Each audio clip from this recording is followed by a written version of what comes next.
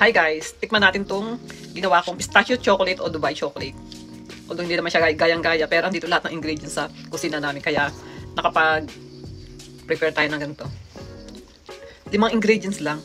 Chocolate, kataype, tahini, yung parang syrup na sesame, ganun.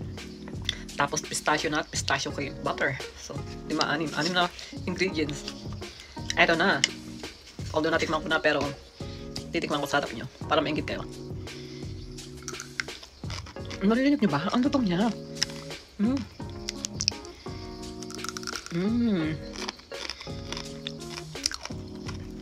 Ang sarap niya. Although ginawa ko siyang hindi masyadong matamis kasi chocolate and dark chocolate, nagsama ko siya. Oh my god, kaya pala mahal. Ang sarap talaga niya. Pag pinaghalo-halo siya, ang sarap pala.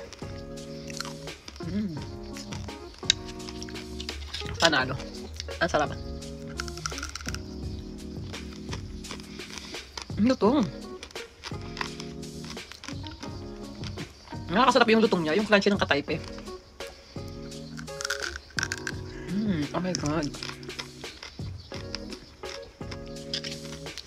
Pero grabe, ang sarap talaga pala. Ang sarap. Yun lang, bye.